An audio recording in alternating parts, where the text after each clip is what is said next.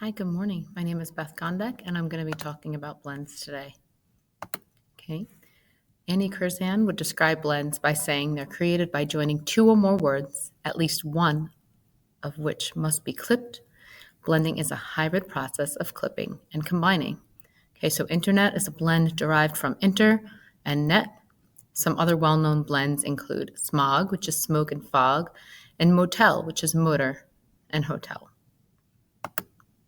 Word blends are also known as portmanteau, a French word meaning trunk or suitcase. This term was coined by author Lewis Carroll in Through the Looking Glass. Okay, just some blending throughout history. Examples of early attested blends are rebuse, which is from rebuke and abuse from early modern English. Many of the words in the English language are derived from ancient Latin and Greek or from other European languages such as German and French. Starting in the 20th century, blended words began to emerge to describe new technologies or cultural phenomena. Blends have been used in contemporary works as well and in our everyday lives, with words such as brunch, we use quite often, as a combination of breakfast and lunch, or frappuccino, which is a combination of frappe and cappuccino.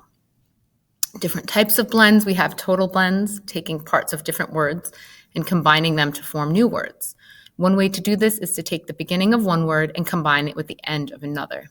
This brings us back to what we just spoke about with our original example of breakfast and lunch to equal brunch. With total blends, you can also combine the beginning of one word with the beginning of another word. For example, situation and comedy to get sitcom.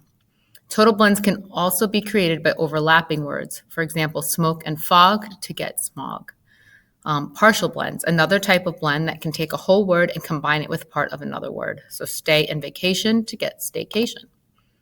Okay, we have splinters. We're creating word blends by joining a full word with a portion of another.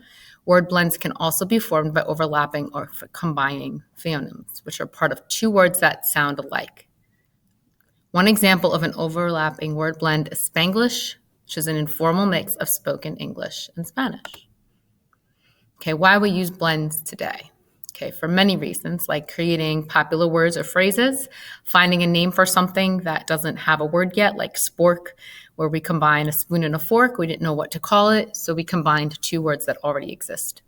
Like hungry and angry to get hangry, shop and alcoholic to get shopaholic. Okay, and then we have word blends and some of their roots.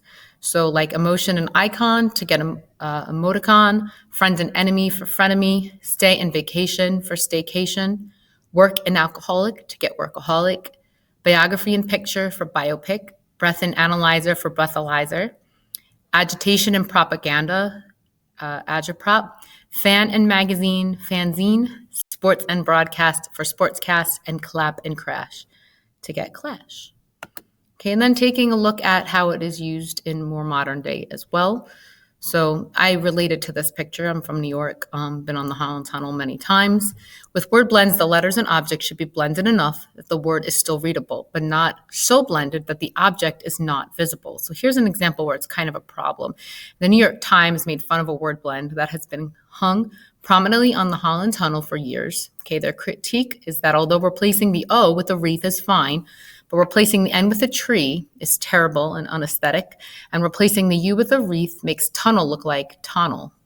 Okay, so if you take a look at the Holland Tunnel, okay, we've replaced the O with the wreath, and there's the tree, okay, and the O with the wreath here.